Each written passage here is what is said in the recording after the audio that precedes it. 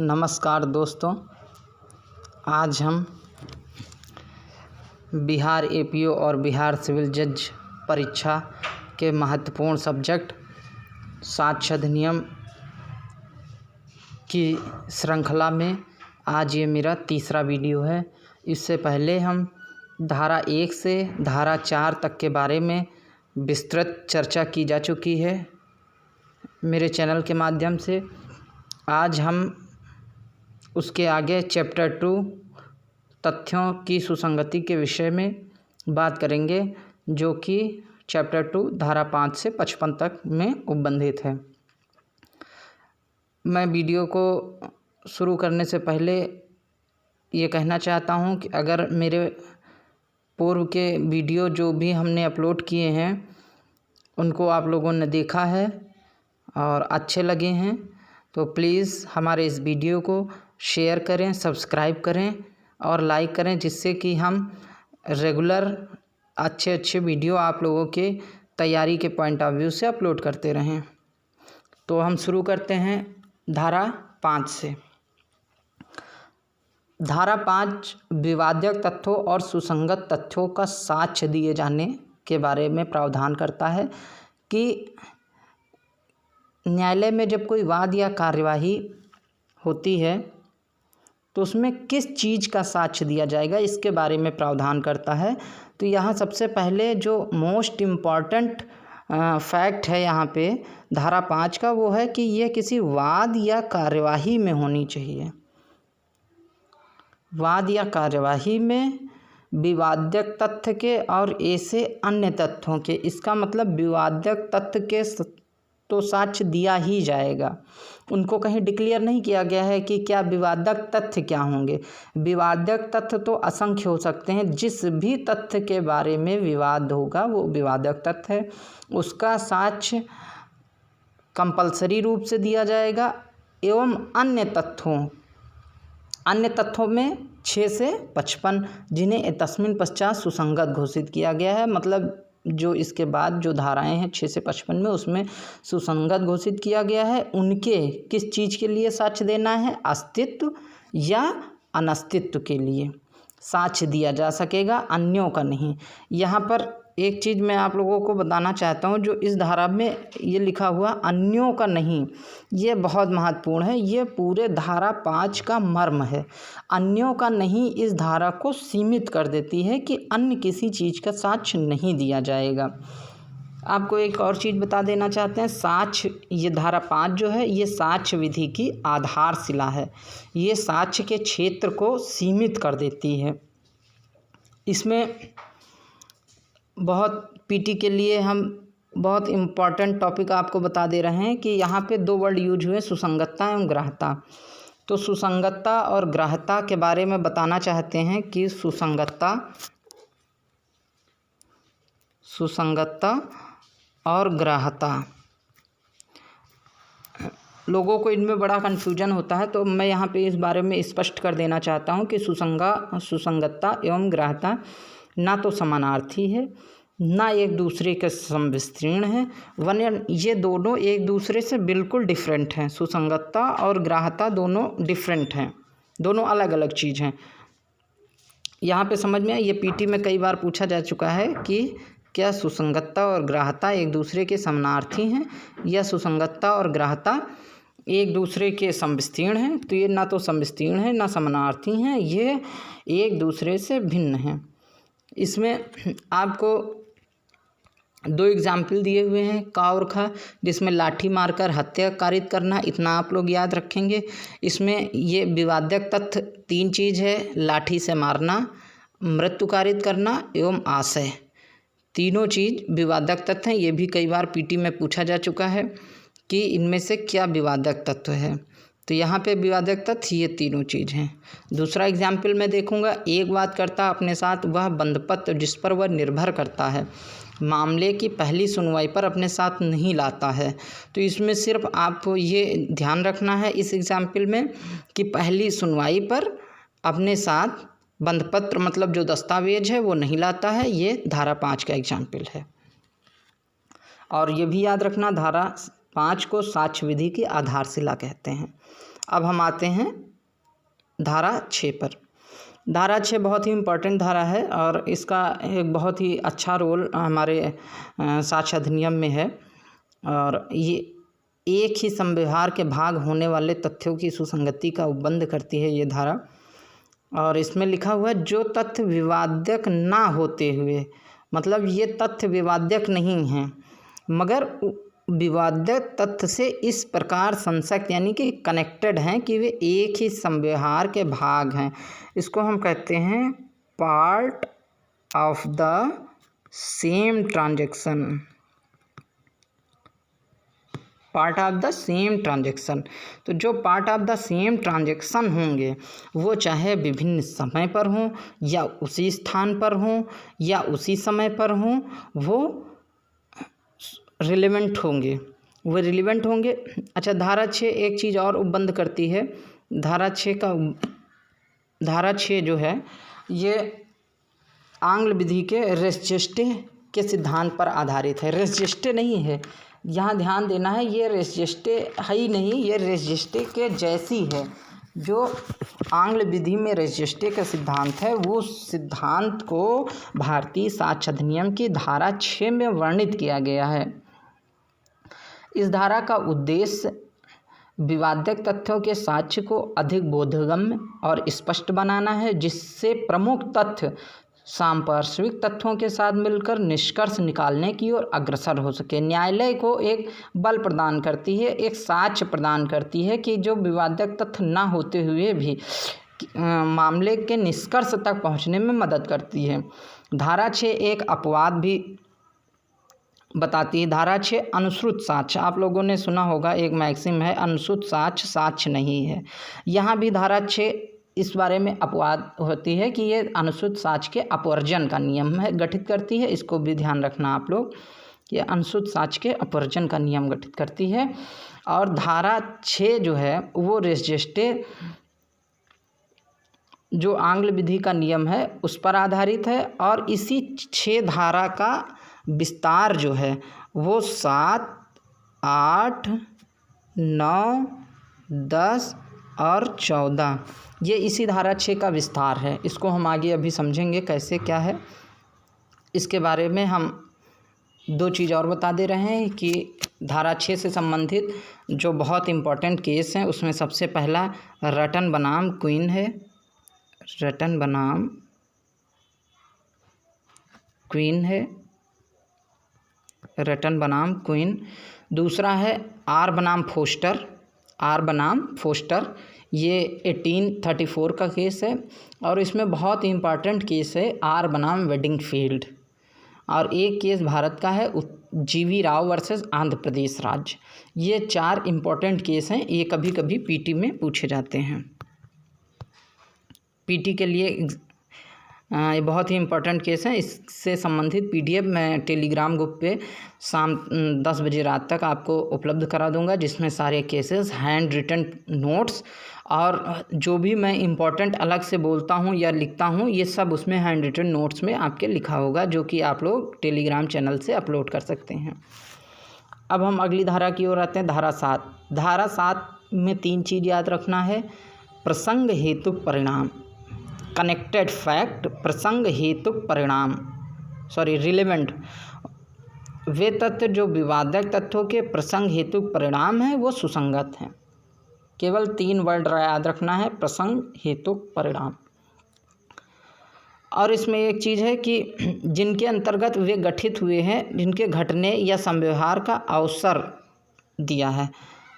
जैसे कि एग्जाम्पल 1 में आप देखेंगे, प्रश्न यह है कि क्या का ने खा को लूटा है। ये तथ्य सुसंगत हैं कि लूट के थोड़ी देर पहले खा अपने कब्जे में धन लेकर किसी मेले में गया और उसने व्यक्तियों को उसे दिखाया या उनसे इस तथ्य का कि उसके पास धन है उल्लेख किया। तो यहाँ पे जब उसने दिखाया और तथ्य का उल्लेख किया तो यहाँ पे उसको अवसर मिल गया इस चीज़ का, तो यहाँ ये जो है ये अवसर में आ जाएगा, ये अवसर, यहाँ अवसर मिला। जैसे दूसरे एग्जाम्पल में है कि भूमि पर गुत्थम गुत्था, ये केवल याद रखिए गुत्थम गुत्था से जो रिलेटेड एग्जाम्पल है वो धारा 7 का एग्जाम्पल है और ये परिणाम में आता है। फिर विष दिया है, ये अवसर में आता है कि क्या का ने खा को विष दिया है, खा के स्वास्थ्य की दशा और आदतें ज्ञात होना उसे एक अवसर प्रदान करती हैं। अब हम आते हैं अपने अगले धारा पे, धारा 8, हेतु तैयारी और पूर्व पश्चात का आचरण। यहाँ पे 3 वर्ड यहाँ पे भी याद करने हैं। धारा 8 में हेतु तैयारी, पूर्व पश्चात का आचरण। कोई भी तथ्य जो किसी विवादक तथ्य या सुसंगत तथ्य का हेतु या तैयारी दर्शित या गठित करता है, सुसंगत है। इसमें 3 चीज़ सुसंगत घोषित किए गए हैं धारा 8 में, हेतु तैयारी, पूर्व या पश्चात का आचरण। मतलब हेतु तैयारी, आचरण, आचरण वो चाहे पूर्व का हो या पश्चात का हो, दोनों आचरण इसमें आएंगे।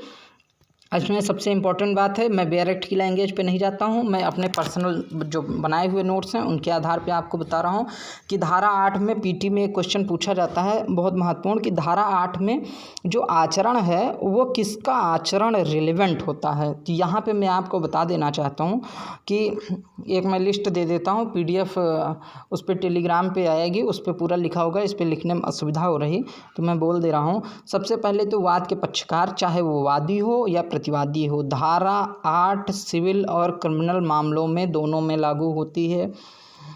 सिविल मामलों में वादी प्रतिवादी के पक्षकार का आचरण रिलेवेंट होता है, पक्षकार, दूसरा पक्षकार के अभिकर्ता का आचरण, तीसरा अभियुक्त और चौथा पीड़ित। अगर मामला दांडिक मामला है तो अभियुक्त का भी आचरण रिलेवेंट होता है, पीड़ित का भी आचरण रिलेवेंट होता है। ये नहीं कि सिर्फ अभियुक्त का हो, अभियुक्त और पीड़ित दोनों का आचरण रिलेवेंट होता है धारा 8 में। बहुत ही इंपॉर्टेंट पीटी का क्वेश्चन है, आप लोग इसको मार्क कर लीजिएगा। इसके संबंध में मैं आपको 2 केस बता दे रहा हूँ, बहुत इंपॉर्टेंट केस हैं। एक अग्नू नगेशिया वर्सेस बिहार राज्य 1966 का केस है। इसमें वो घटना के बाद फरार हो जाता है, तो इसमें उसका पूर्व पश्चात का आचरण रिलेवेंट होता है। Second case queen versus Abdullah है, 1885 का है। इसमें भागने और चिल्लाने का आचरण उसका रिलेवेंट होता है, क्योंकि भागने और चिल्लाने दोनों का आचरण साथ साथ होता है, इसलिए इसको भी न्यायालय ने रिलेवेंट आचरण माना है। अब हम आते हैं धारा 9 में। धारा 9 सुसंगत तथ्यों के स्पष्टीकरण या पुनः स्थापन के लिए आवश्यक तथ्य हैं। धारा 9 को हम लोग एक और नाम से जानते हैं जिसको शिनाख्त परेड कहते हैं। लोग जनरली धारा 9 अगर उनसे पूछिए तो यही बताएंगे कि धारा 9 शिनाख्त परेड सही है। शिनाख्त परेड तो ठीक है, शिनाख्त परेड के अलावा भी धारा 9 में और भी बहुत कुछ रिलेवेंट होता है, सिर्फ धारा 9 में शिनाख्त परेड ही रिलेवेंट नहीं होती है। आइए हम इस बारे में बात करते हैं कि धारा 9 में क्या क्या रिलेवेंट होता है। तो धारा 9 में सबसे पहली चीज़ है, आप जैसे बेरेक्ट में देखेंगे, अनुमान का समर्थन या खंडन, स्पष्टीकरण और पुनर्स्थापन, समर्थन या खंडन, संपोषक सहज, परिचयात्मक सहज, वस्तु की पहचान बताने वाले या व्यक्ति की पहचान बताने वाले तथ्य, इसी को हम शिनाख्त परेड कहते हैं। तो धारा 9 में 4 चीज़ें रिलेवेंट हैं, एक बार फिर से मैं बता देना चाहता हूँ। परिचयात्मक तथ्य, सेकंड स्पष्टीकरण तथ्य, थर्ड संपोषक अथवा खंडनीय तथ्य, फोर्थ व्यक्ति या वस्तु की पहचान बताने वाले तथ्य, इसी को शिनाख्त परेड नियम कहते हैं। और धारा 9 में इसी नियम को बंधित किया गया। इससे संबंधित एक बहुत ही महत्वपूर्ण केस है, राम किशन वर्सेस बम्बई राज्य, जो कि 1953 का केस है। इसमें ये बताया गया है, इस केस में ये बताया गया है कि शिनाख्त परेड कोई भी व्यक्ति ले सकता है, चाहे वह पुलिस अधिकारी हो, मजिस्ट्रेट हो या कोई अन्य। इस रामकिशन बनाम बम्बई राज्य में पंचों के द्वारा शिनाख्त परेड ली गई थी, माननीय उच्चतम न्यायालय ने उसको वैध ठहराया था। अब हम आते हैं धारा 10 के बारे में बात करते हैं। धारा 10 सामान्य परिकल्पना के बारे में षड्यंत्रकारी द्वारा कही गई बातें हैं। जहाँ तक हम जानते हैं षड्यंत्र की परिभाषा कहाँ पे दी हुई है, सेक्शन 120A IPC में सेक्शन की परिभाषा दी हुई है षड्यंत्र की। 120A IPC षड्यंत्र की परिभाषा दी है, जिसके अनुसार दो या दो से अधिक व्यक्ति और उनके बीच करार और कोई अवैध उद्देश्य के लिए अवैध साधनों द्वारा उद्देश्य को प्राप्त करने के लिए जब कोई करार किया जाता है तो वह षड्यंत्र का रूप धारण कर लेता है। अब हम यहाँ पे देखेंगे कि माइनर बात लिखी हुई सामान्य परिकल्पना के बारे में, दो या दो से अधिक व्यक्ति, यहाँ दो या दो से अधिक व्यक्ति, अपराध या अनुयोज्य दोष। यहाँ पे हम बहुत ही माइन्यूट सी बात है, अपराध या अनुयोज्य दोष का मतलब यहाँ पे सिविल अपकार भी आ गया और अपराध भी आ गया, यानी ये षड्यंत्र सिविल और दांडिक दोनों मामलों में लागू होगा। अब हम देखते हैं कैसे इसके बारे में। ये रिलेवेंसी ऑफ कॉन्स्पिरेसी है। सबसे पहले धारा 10 रिलेवेंसी ऑफ कॉन्स्पिरेसी, ठीक है। इसमें सिविल एवं दांडिक दोनों मामलों में लागू होगा, क्योंकि बैरक्ट में अनुयोज्य दोष भी लिखा हुआ है। इसमें दो या दो से अधिक व्यक्तियों का होना आवश्यक है और इनके बीच षड्यंत्र कब हुआ माना जाएगा, जब उस समय के पश्चात ऐसा आशय उनमें से किसी ने प्रथम बार मन में धारण किया है। ये पीटी का क्वेश्चन है, पीटी में कई बार पूछा गया है कि प्रथम बार धारण किया है। प्रथम बार धारण करने को कई बार पीटी में पूछा गया, इंपॉर्टेंट फैक्ट है, आप लोग नोट कर लें।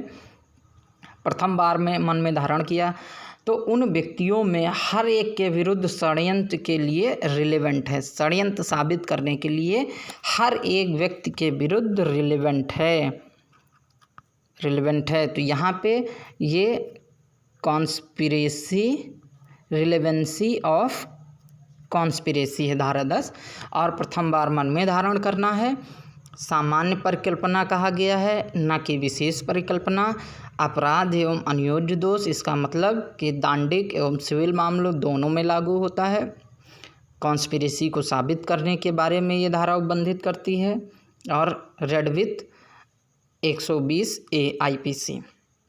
अब यहाँ पे मैं एक बात बता देना चाहता हूँ कि इसमें जैसे ये दृष्टांत दिया हुआ है, यह विश्वास करने का युक्तियुक्त आधार है का भारत सरकार के विरुद्ध युद्ध करने का षड्यंत्र में सम्मिलित हुआ। तो यहाँ पे हमको पूरा ये रटने की ज़रूरत नहीं, केवल भारत सरकार के विरुद्ध युद्ध करने में। और एक ये पॉइंट मैं जो बता रहा हूँ, यूरोप में आयुध प्राप्त किए, कलकत्ता में धन उगाही की, मुंबई में षड्यंत्र किया और आगरा में उद्देश्य किया, और कलकत्ता में धन संग्रहित कर दिल्ली में छा के पास काबुल भेजा। 2-3 चीज़ याद रखिए कि जिससे हम इस दृष्टांत को आइडेंटिफाई कर पाएँ कि अगर ये क्वेश्चन पेपर में आता है तो हम ये उसको टिक लगा सकें कि धारा 10 से संबंधित है। इसके बारे में महत्वपूर्ण, धारा 10 से संबंधित महत्वपूर्ण वाद हम आपको बता दे रहे हैं। नंबर 1, मिर्ज़ा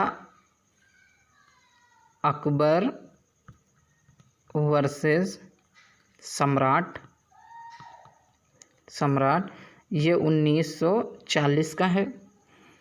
और सेकंड जो है, सेकंड आर बनाम आर वर्सेस ब्लैक का मामला है, ये 1844 का मामला। दोनों धारा 10 से संबंधित बंद करते हैं, धारा 10 से संबंधित हैं। ये दोनों पीटी में कई बार पूछे जा चुके हैं, तो आप लोग इन दोनों वादों के बारे में जानकारी रखिएगा कि मिर्ज़ा अकबर वर्सेस सम्राट और आर वर्सेस ब्लैक 1844 का केस धारा 10 से संबंधित है, कॉन्स्पिरेसी से संबंधित है, रिलेवेंसी ऑफ कॉन्स्पिरेसी है। एक चीज़ मैं आपको और मीन्स पॉइंट ऑफ व्यू से बता देना चाहता हूँ कि ये धारा जो हमारे भारतीय साक्ष्य अधिनियम की धारा है, अंग्रेजी विधि जो है जिसे हम आंग्ल विधि भी कहते हैं, उससे अधिक व्यापक है। आंग्ल विधि में इतना नहीं बताया गया है जितना इसमें बताया गया है। तो ये जो धारा है आंग्ल विधि या अंग्रेजी विधि से अधिक व्यापक है यहाँ पे। तो हम आज अपने इस वीडियो में धारा 5 से 10 तक कवर किए हैं। अध्याय 2 तथ्यों की सुसंगति या रिलेवेंसी, यहाँ धारा 5 इस अध्याय की आधारशिला है। 6 से लेकर 55 तक रिलेवेंसी के बारे में बात की गई है। 5 बहुत ही इम्पोर्टेंट धारा है, इसके सारे एग्जाम्पल भी इम्पोर्टेंट है। और अब इसके बारे में 10 से आगे हम अगले वीडियो में बात करेंगे। इससे जो इम्पोर्टेंट मैटर है, मेरे हैंड रिटन नोट्स हैं, वो आपको मेरे PDF टेलीग्राम चैनल पे PDF के माध्यम से आपको प्रोवाइड हो जाएंगे। आप लोग वीडियो देखिए, उसके बाद PDF देखिए, उसके बाद मैं आपको इस पे क्वेश्चन कराऊंगा, रिवीजन कराऊंगा, जिससे आपको मेरे ही चैनल पे पूरा लर्न हो जाएगा, जिससे आपको प्री और मेंस दोनों में आसानी होगी। तो आप लोग हमारे इस वीडियो को अधिक से अधिक देखें, अधिक से अधिक सब्सक्राइब करें, शेयर करें, जिससे मैं अपने इस लक्ष्य की ओर, जो मैंने ये संकल्प लिया कि लॉकडाउन जितने दिन रहेगा उतने दिन में मैं पूरा लगभग सभी सब्जेक्ट कवर करने का प्रयास करूंगा, और मैं धीरे धीरे उस प्रयास की तरफ बढ़ रहा हूं। आप सभी से यही निवेदन है कि अधिक से अधिक लोग हमारे चैनल को सब्सक्राइब करें, और जितने भी लोग देखें वो कम से कम 10 लोगों को ज़रूर हमारे चैनल को सब्सक्राइब कराएं। और मैं रेगुलर बेस पे यहाँ पे आपके सामने उपस्थित हूँगा पढ़ाने के लिए। अगले वीडियो में हम धारा 10 के आगे से बात करेंगे। धन्यवाद।